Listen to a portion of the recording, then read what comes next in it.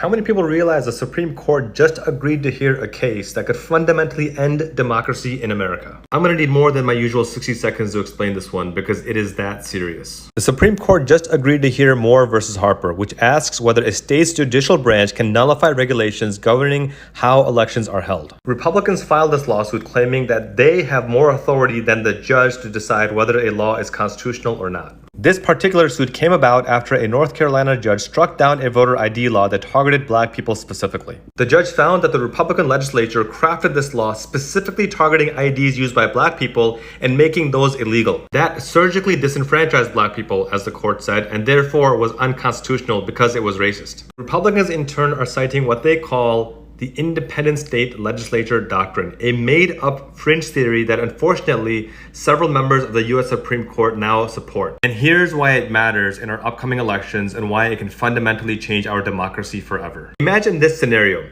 It's 2024 election night. The Republican and the Democratic candidates each have won the same states that the 2020 candidates won. In addition to winning the popular vote, the Democratic candidate has 306 electoral votes and the Republican candidate has 232 electoral votes.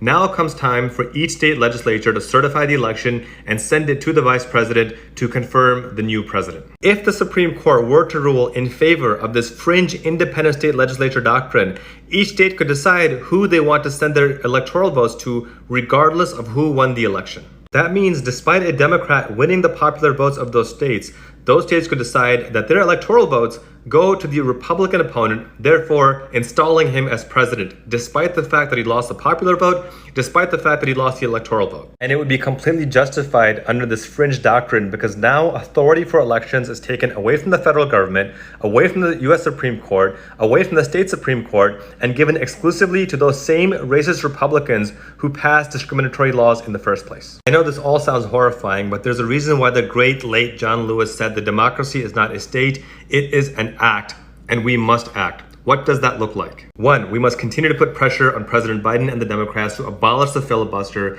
and expand the Supreme Court to 13. 2, you must activate and organize. Every single person you know must vote. Voting alone is not enough. You can click on the link in my bio and register to vote and make sure everyone you know is registered to vote. 3, get involved with candidates. Volunteer, donate if you can, knock doors, make phone calls, send text messages.